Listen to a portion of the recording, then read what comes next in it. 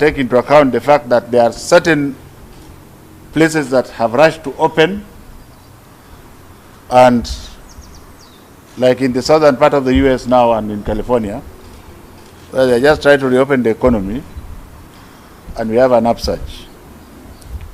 So the question that we ask ourselves is, which will be the comfortable number of deaths that we want to be responsible for? And the answer is 0. Let me address the challenges that will give my ministry, together with government, a lot of problem to contain this pandemic. You have heard me admonishing one of you just now for not wearing his mask. I want to tell the nation at large that the nose is 10 times more dangerous than the mouth, because the mouth remains closed unless you are talking. The nose is open all the time. So our culture, where you are wearing a mask on your chin, like it's being done by a substantial number of people, or the ones who think they are complying are wearing but they are leaving the nose, this kind of very reckless behavior is going to give us a lot of problems. What is the goal of government in terms of opening educational institutions? I think it should be very, very clear for all and sundry that this disease is here to stay, and that for those of you who are not medical, perhaps it is already with very many people and we are learning it because it's a strange disease, and there will be a time when you will have COVID-19, but so what? But for now,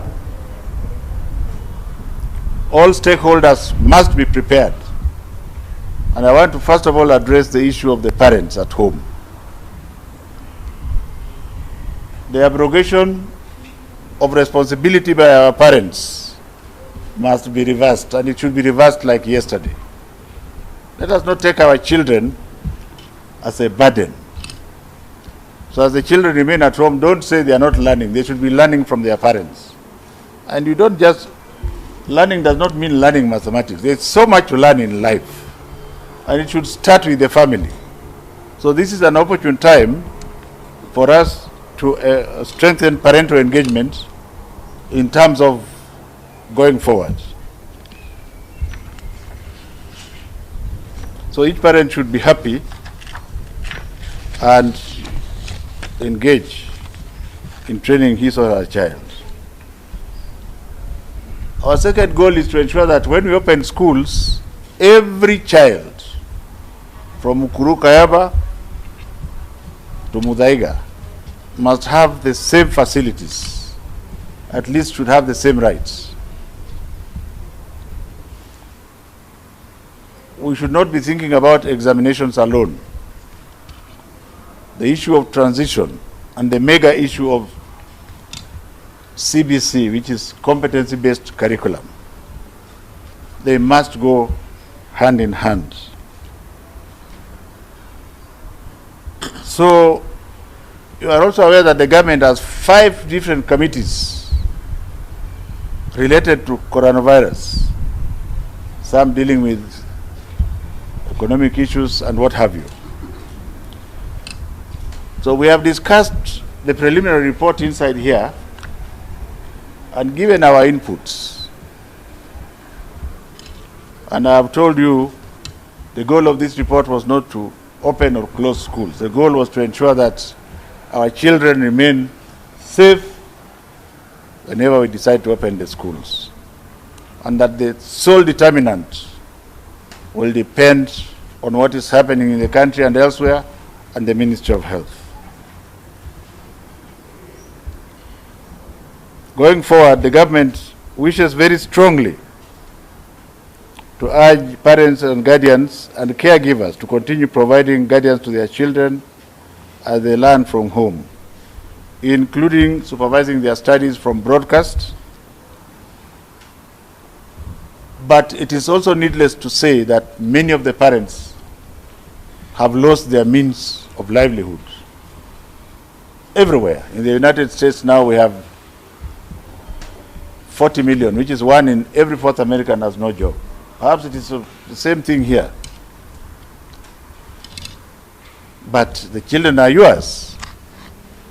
And everybody is bleeding from the economics point of view. But I think together, and with God on our side, we should be able to get elsewhere. I am aware that this report reached you irregularly before it was delivered to me, but then that is being Kenyan. There's nothing wrong with it. A Kenyan is a very strange person. I'm going to urge the fourth estate to help us to fight this virus by leading by example and helping us to ensure that the right thing is done.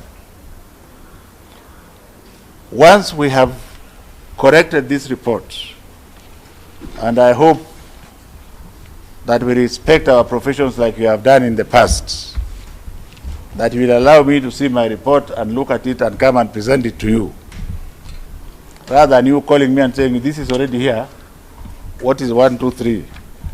That would be a little bit better. So don't ask me too many questions which have no basis, because for now,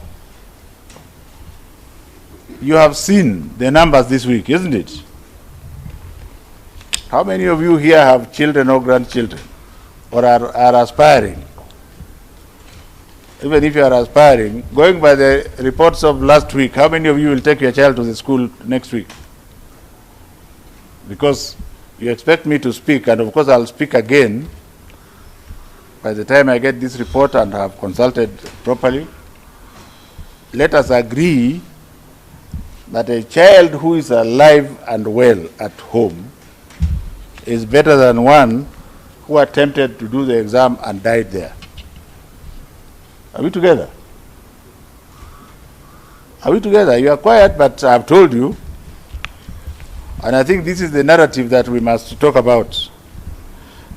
The ministry wishes to state categorically that all decisions will be made by giving priority to the health and safety of learners and teachers of schools thereof. Let me take this opportunity to say something about private schools. I told you Kenyans are very interesting. I would want us to sympathize with the private schools because they employ a large number of Kenyans. Over 160,000 teachers, together perhaps even 300,000 plus the support staff.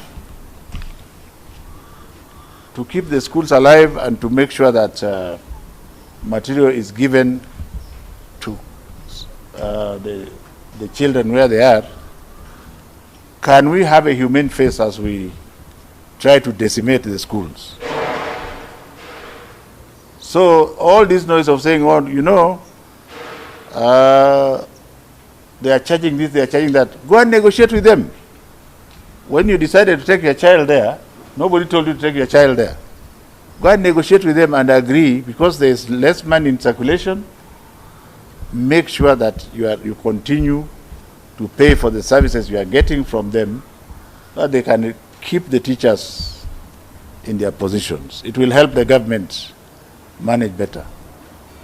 Otherwise, what is going to happen is when the private schools collapse, it is government who is going to deal with them, because all those children will come to the public schools. So let us be reasonable and rational, and let me wish you all the very best. I think the next time I talk to you, I'll be telling you very clearly which area the government is doing, not with a finality, because you may find that after 2 weeks, we are reporting 1,000 cases. You have seen cases in South America, a country I don't want to mention, where even the doctors ran away and even the corpses were just being burnt on the streets. These are serious possibilities that Kenyans must deal with as we want to gamble with the lives of our children. So if we are not able to manage the way we want, then we must be prepared to have our children and wait for the right time. So that if it means, like I said before, if it means that they have to come back to school early in the year, to start the year all over again, so be it. What do you want to do about it? Would you rather allow about 20,000 to die so that you open earlier? How are you going to select that 20,000 or 100,000? How are you going to select them? Because to us, the life of one child is more important. So rather than thinking about so much about exams and learning, teach the child what you know yourself. If you are a headsman, it may be very good if you go and show your child how to milk a cow, the way I was shown the other time. It's very important to. I used to go to the shamba to dig. Who do you think you are that you don't want your child to dirty his hands because there is an exam coming? And skilling the child does not mean going back to school alone. So on the issue of parental empowerment, please help us to carry it forward, starting with yourself. Help us to tell Kenyans to be serious, because the longer time we shall spend here will basically depend on our inability to follow simple instructions. I want to thank you very much. If there is a question that is directly related to this, then ask, but don't go outside the preview of this. Yes.